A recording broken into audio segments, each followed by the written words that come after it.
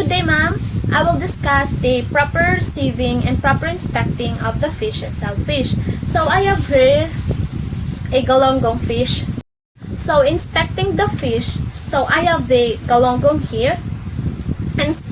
Inspecting the fish should smell fresh and mild, not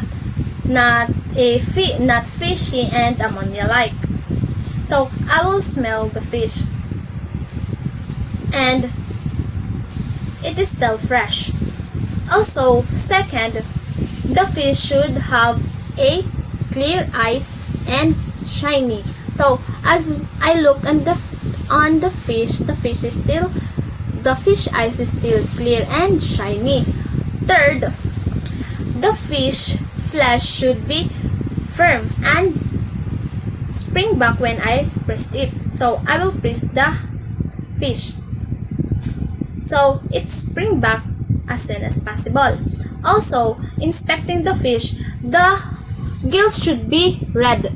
So the gills is still red, and also it should be firm, not bending or anything, or the flesh is still intact. Also, in considering the proper selecting of this fish, it should be in a plastic, or it should be separately from the others. It is not required to mix it with the other fish. So next, I will discuss the proper receiving and inspecting of the shellfish.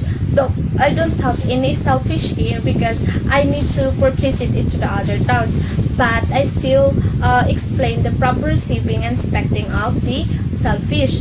Shellfish, or the raw shark, should be packaged in a non-returnable containers. The containers must be labeled with the packer's name, address, and certifications number. If the container is less than 1/2 gallon, it needs to have either been best if used by. Also, in choosing the proper or the right shellfish, we should consider the fact that the shellfish, for example, the shrimp, scallop, and lobster flesh should be clear with a pearl-like and little no odor. Also, we considered inspecting the shellfish. If the clams have been broken or cracked, we should disregard on buying it. Also, inspecting the shellfish, we should do a tap test. Live clams, oyster, mussels will close when the shell is tapped. If they don't close when tapped, do not select them. Do not select them and do not buy them. Also, fourth, we should check for the leg movements. If we, for example, we buy a live crabs and lobster, it should show some leg movement. They spoil rapidly after that, so only live crabs and lobster should be selected and prepared. Also, we should be wise on buying the shellfish, because sometimes if we buy shrimp, we can buy some spoiled shrimp if we don't smell them. If we ask the seller to pack it and we don't inspect it, we can buy the spoiled shrimp or other shellfish. Fish and shellfish contains high-quality proteins and other essential nutrients and are an important part of a healthful diet.